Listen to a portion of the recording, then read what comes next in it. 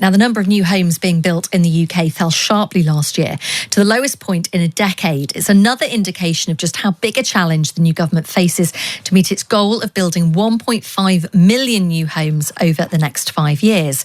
But the Institute for Government has some ideas that could help.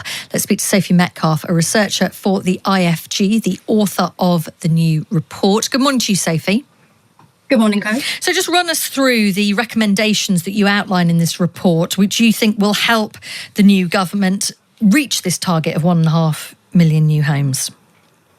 Absolutely. So the paper sets out 10 principles for how we think the government needs to set a better record. I'll bring out the top 3 for you here.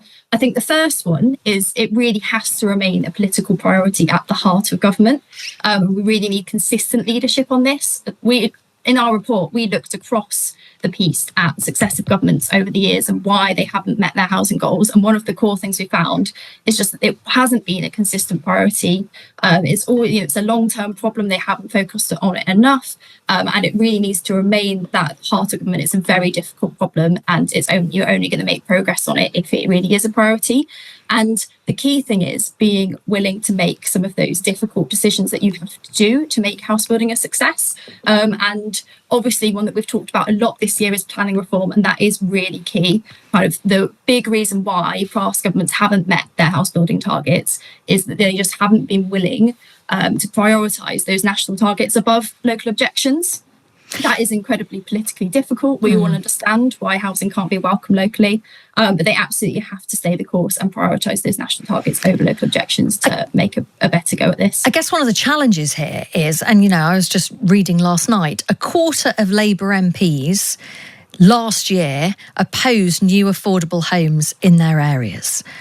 You just think that's the government. They're the government now. I mean, last year, Yvette Cooper, who was then Shadow Home Secretary now, objected to a project including 40 affordable properties in West Yorkshire, saying that it could threaten the area's village status. I mean, if their own party isn't necessarily on board with this, you just wonder how they're going to take the whole country with them. Absolutely. I mean, that has been the core political problem right the way through. And as we know, previous governments really struggled with that too. Previous Housing Secretary of State Michael Gove tried to bring through more mandatory housing targets and instead ended up making them advisory after pushback from MPs. And the Labour Party is likely to struggle with some similar issues with its MPs, as you've highlighted there.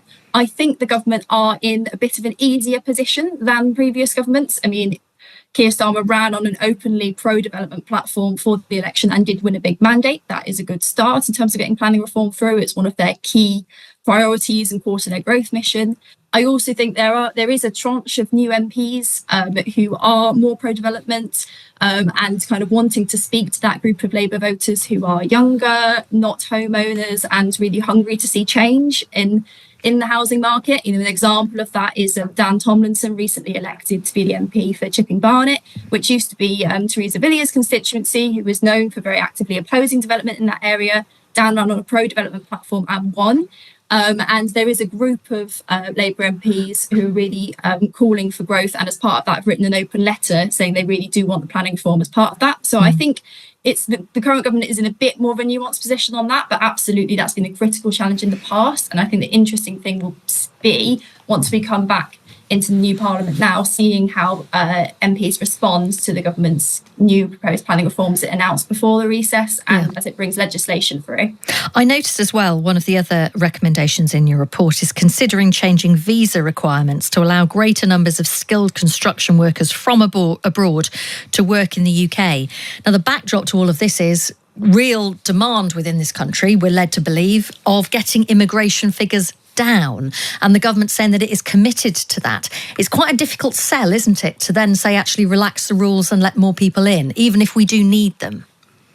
Absolutely, it is a difficult sell, and we said, that is obviously up to the government in terms of if they're willing to, politically take on that argument. The point we wanted to make in the report is that there is a real lack of skilled construction workers. It's a real issue in the sector. The sector is very cyclical. Every time there's a downturn, as we're in right now, it loses a load of skilled labour, lost 300,000 workers since 2019, many of them sort of in the 40 to 59 age bracket taking early retirement. So you're losing a lot of skills. And particularly as we said, the government's ambition is incredibly ambitious. 1.5 million in 5 years is a really steep acceleration curve. So you're looking at wanting to get Labour together for those housing projects very quickly. It takes time to train people, and so the government will need to consider carefully what its construction skills workforce plan is to manage some of those shortages and make sure that that's not the blocker on one of its key policy priorities.